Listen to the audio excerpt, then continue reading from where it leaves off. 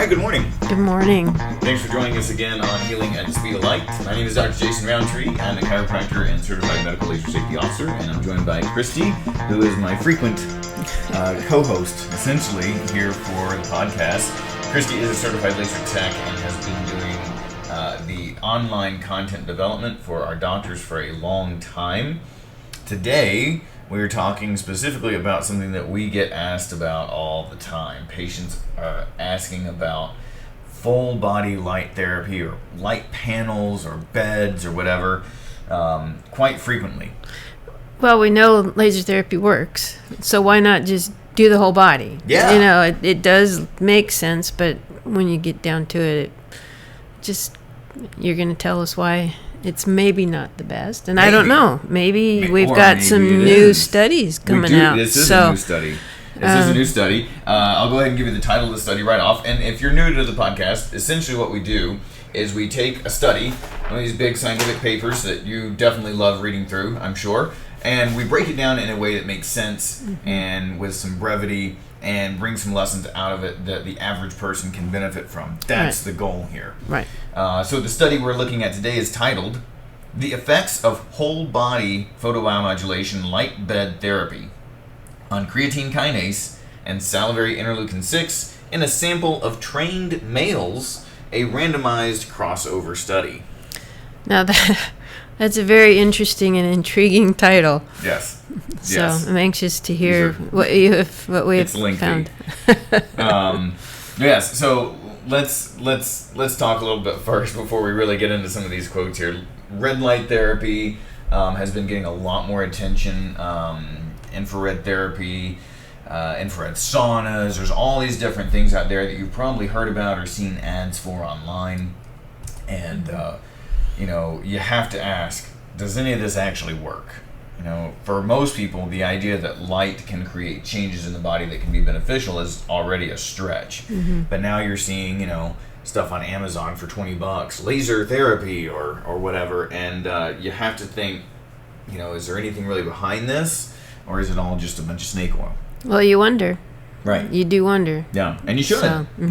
You should be very cautious, especially when someone is trying to sell you something. Right. Whether that is Amazon trying to sell you a laser pointer and calling it a therapy laser, or whether there are companies that are creating sometimes really amazing looking products. Do they even work though? Mm-hmm. And all the way to potentially a healthcare practitioner who's trying to sell light therapy or laser therapy packages or memberships or whatever.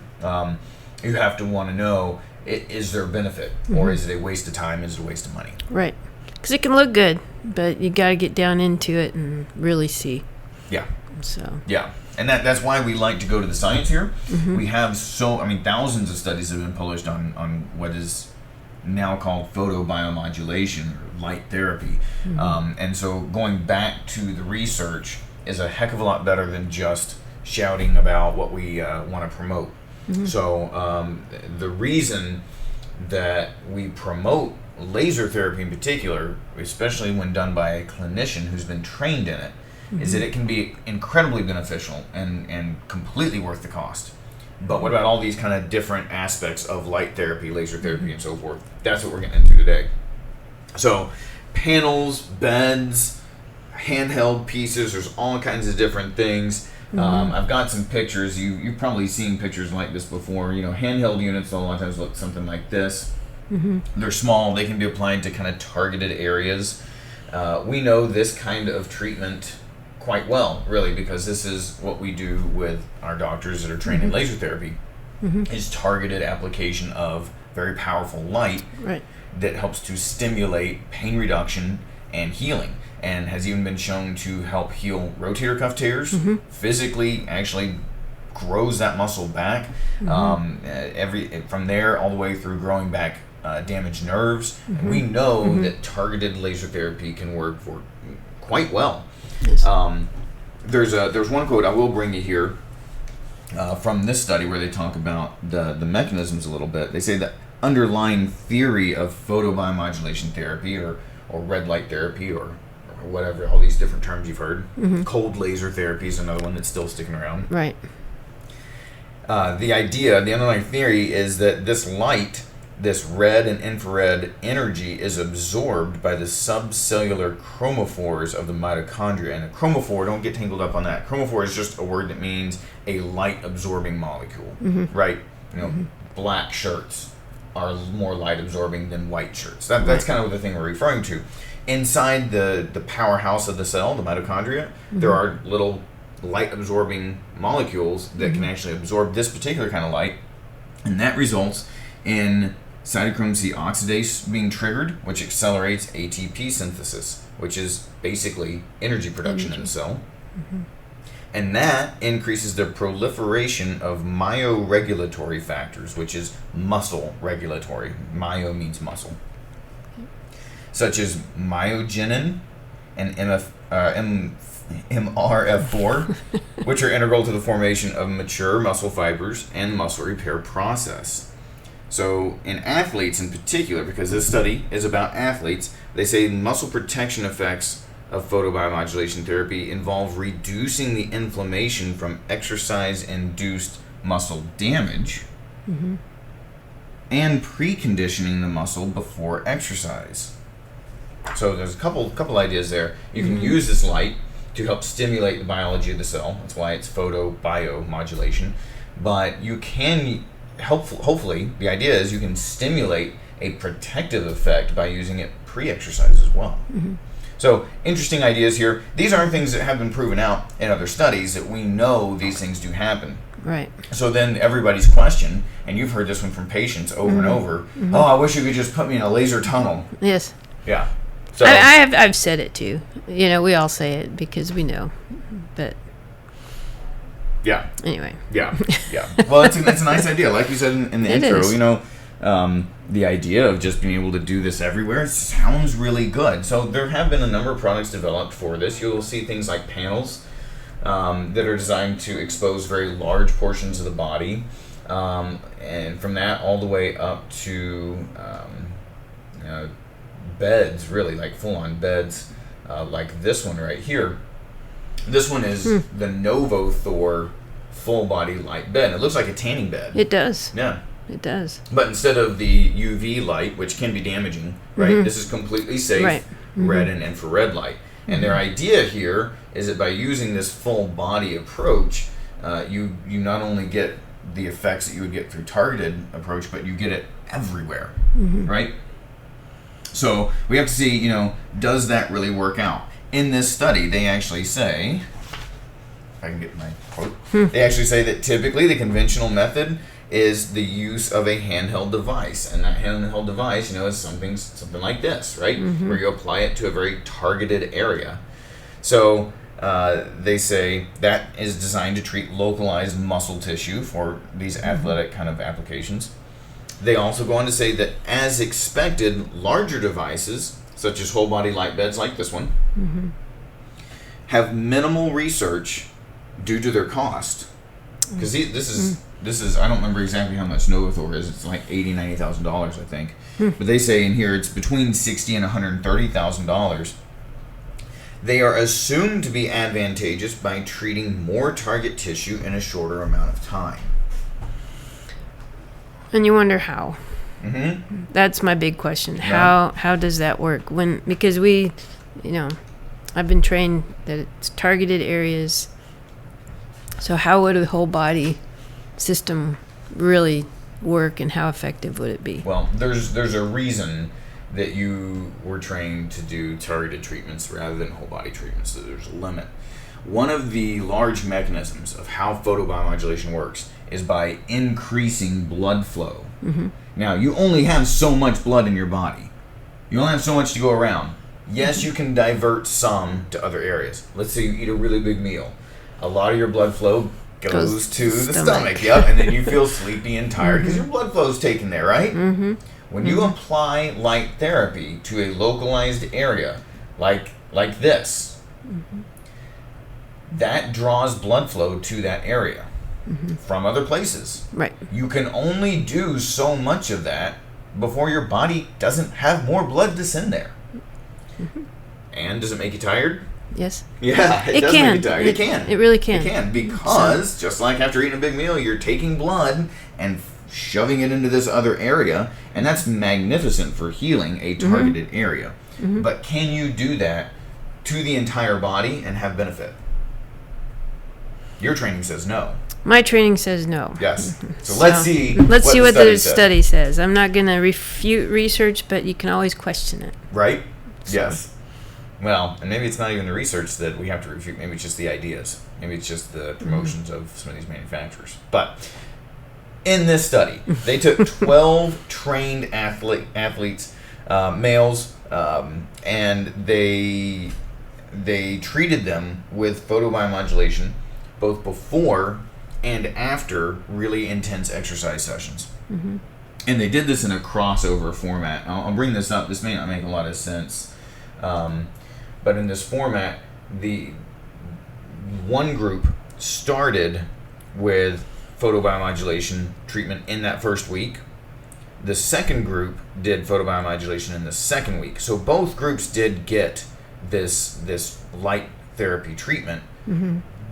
But on the crossover part, that means that one group did the light while the other group did a placebo. They just laid in the bed, basically. And then they switched. So that way it helps to get rid of some of the confounding factors of, well, maybe the groups were different. No, we treated both groups the same. We ran them at the same time. We just had them doing different things. Right. And that is actually a really great way to look at something in a very fair manner. So I was happy to see that. Now their goals of treating these athletes before and after exercise was to examine the effects of pre-exercise and post-exercise whole body photobiomodulation therapy on creatine kinase and salivary IL-6, which those are two very simple, straightforward markers that you can measure to see how much muscle damage was done during an intense bout of exercise. They say, we hypothesized that using the whole body photobiomodulation treatment would result in reduced activity of creatine kinase and IL-6 after the training compared to no photobiomodulation. So the idea was you use this light bed before and after exercise and you end up with less muscle damage, less muscle inflammation, and therefore quicker healing, less pain after an exercise, less soreness, less inflammation throughout the body from this really intense. And this wasn't just going to the gym and spending 10 minutes on the treadmill. These guys are doing some heavy stuff. So really interesting approach here, really good approach, I think, as far as how they did that crossover bit. Something to note here is that these 12 men were of pretty varied ages, from 21 up to 43, and everything from CrossFitters to powerlifters to cheer participants. So, so varied. But they all had a minimum of 3 years of resistance training experience, and they didn't have any other serious physical limitations to exercise. So, what they did with that is they underwent this whole training system, right? And they crossed over, and then they did it, either with or without light therapy, and they took tests all along the way too to see how it was going to shake out. And what do you think they saw? Well, they might have seen marginal improvements, marginal repair. I don't know. Yeah.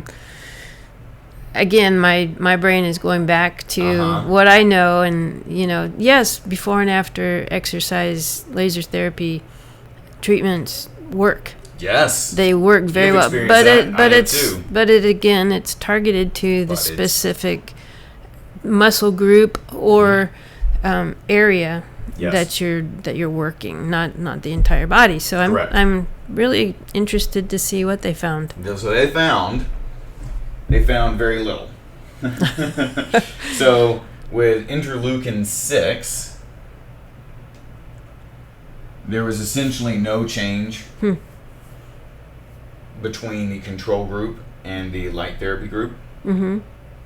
And then for creatine kinase, there looks like there's some change, and there's some change, But do realize this red line starts below the black line and never catches up to it, right? So it's about the same curve between those who got the light therapy and those who didn't, which, see, that's a red line versus the black line. Okay. So you notice those curves match. So the red line is the laser therapy group. Right. And then the black is the ones who didn't get the light therapy. That's interesting.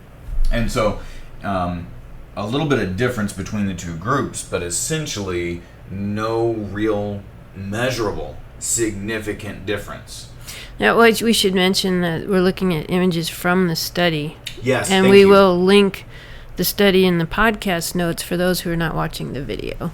Yes. So you can look and see what we're talking about. Yeah, absolutely. Yeah, this is all in there, and this is an open access article, so you can see all of this. You can read this whole thing. You can argue with us on it too if you want to. You know, you can always email us, info@lasertherapyinstitute.org. We welcome questions and comments and things like that. Would be fantastic. But no, in this case, the author said there's really. Let's see if I can get to the quote just so you can hear it straight from them. But they said that photobiomodulation therapy did not significantly reduce creatine kinase or salivary IL-6 response post-exercise compared to the control group. I do want to point out there were some of the participants that did get significant changes in their creatine kinase levels when they used the light therapy versus when they didn't. But it wasn't enough of them to really show a difference. Okay. That we could say, yes, this is a thing that happens. Question, were they doing the same exercises in the gym? Yes. Okay. Yeah, and they were measured for their body composition and their 1 rep max on the bench press in order to set everybody up so that they were exercising all to the same. It really was a good comparison. It really was. I believe so. Now, it's only 12 participants, right? There's only 12 people in the study, which is a small study, really. And there's a lot of interpersonal variability here too, as far as ages. So it's hard to draw really hard conclusions whether for or against this, except that it is pretty clear that it doesn't have an effect across the board. Yeah. So at the very least, we can say it's not going to work for everybody.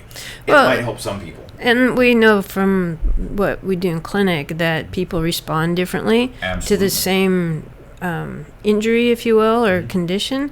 It just depends. Each body's different. They respond differently, slower, faster, whatever. That's exactly right. Yeah. You'll take two people that have really the same condition. They're very much similar cases, and then you start them on the same kind of treatment, and they respond in a very, very different way. Now, we still get very high success rates, but that does take some work. You have to individualize the treatment to the patient. You have to change your settings. You have to know how to change your settings as a healthcare provider doing laser therapy, and that's why we generally don't really make big recommendations for some of these home devices. They're very difficult to run in some cases. They're hard to customize. A lot of them do not output the power that they claim to. Right. And even the ones that I feel would be trustworthy, I really do believe this Novathor bed puts out good power at the specifications that it claims. We don't really have the evidence to support that that's worth it. It really doesn't at this point, with the research we have, it doesn't seem to be worth the $90,000 or however much it costs. That's a lot of money. That's a lot of money. Yeah. And then it takes commitment and consistency, you know, as an individual, as a provider. There's just lots to go in there. Yeah. Yeah, for sure. So there were a couple of things that I would like to point out here. If you're getting full body light therapy and you feel that it's helpful, we have no indication that it would ever be harmful. So I'm not going to tell you not to do it. I would just tell you, don't spend all your money on it. There might be other things that would work better. But if you're finding success, I won't discourage you from continuing to use it. I would not do that at all. No, I think there is potentially some good uses for these, especially when it comes to skin wellness. When you can expose the whole skin, and that does go back to, you don't want to necessarily be using a light therapy panel and be clothed. This gentleman's got his shirt off but full pants on. You might do better with less clothing because the light won't go through clothing. Right. So if you're getting in one of these beds, you'll notice this person's, in underwear. That works. That's fine. But the more skin exposure you can have, the better. So make sure you're doing that. Make sure you follow any other instructions you've been given. If you're getting, red light therapy, it can be pretty warm and uncomfortable in these beds. In this case, they said that. Let's see, where is it? They said that it was getting uncomfortably hot, so they added a fan. That can be good. The treatments generally are between 8 and 20 minutes. And so it doesn't take a really long time. Right. Matter of fact, you can definitely overdo it. How many times a week did they do this? Actually, I'm not sure.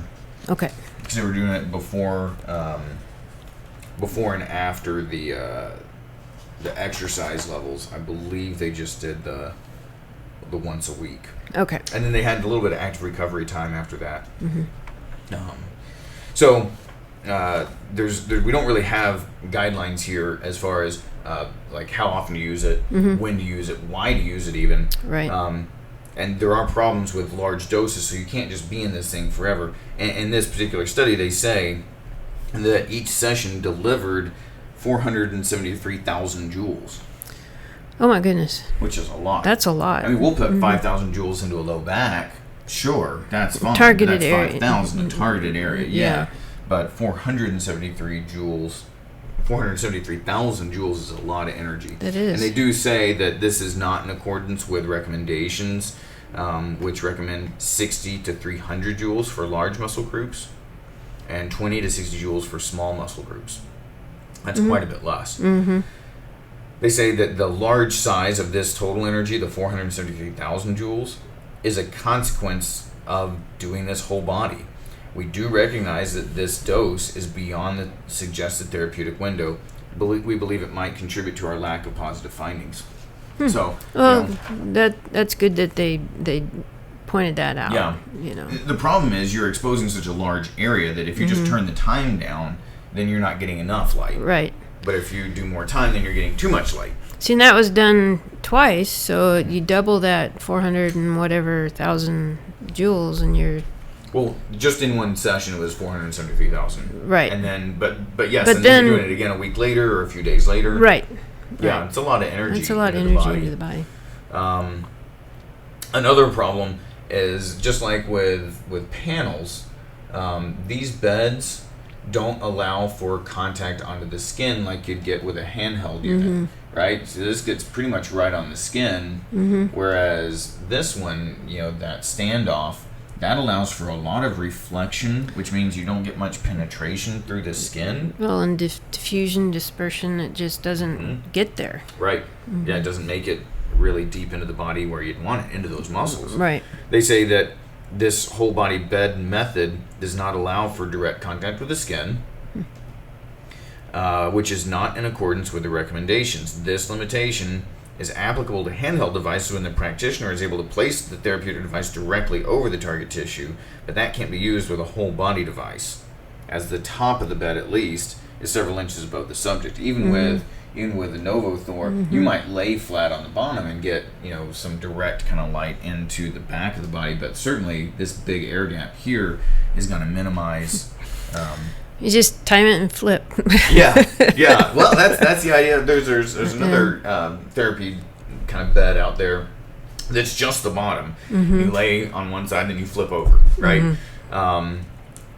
Still. There's problems there.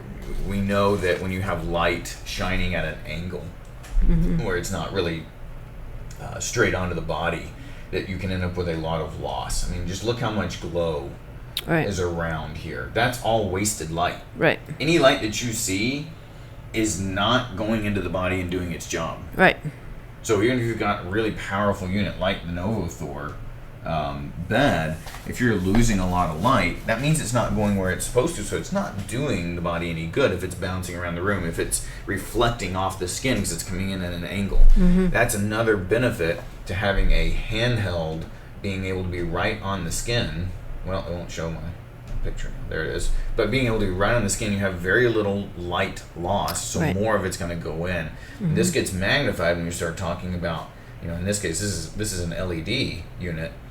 But when you have a laser, that light is all directed straight into the patient. Right. So, I believe that you're going to get much better results out of targeted laser therapy, especially when you have a trained clinician involved. That's how to get really good results with photobiomodulation, with light therapy. Right.